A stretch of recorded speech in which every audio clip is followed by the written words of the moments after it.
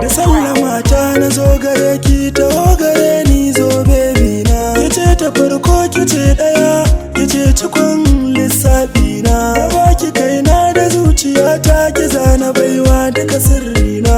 Kin nufo ni sanar ji kamshi yana da sashe duka sashi na. Kan mazaɓi cikin su mata ba kamar ki fa zagi na.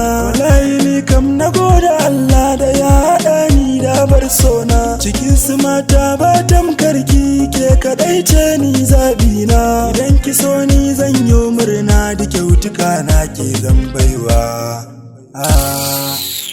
Ina ka sanni kake tafi na, ja cikin ka ban gane ba. Kana tafi na shigar ka ba kyau, zama da kai ba zan jure ba. Ka duba kanka haɗa da nawa, a soyayya ba mu dace ba. Dan Allah ban so ka dinga cewa ni kake bi ban yarje ba. Kana ta sami ba ka wanka, kamar jikin ka ba ka duba ba. Idan kana so na san da kai, ka canza tsarin bai kyawu ba. Kayo shigar manyan yara, shiga na zamani kai duba.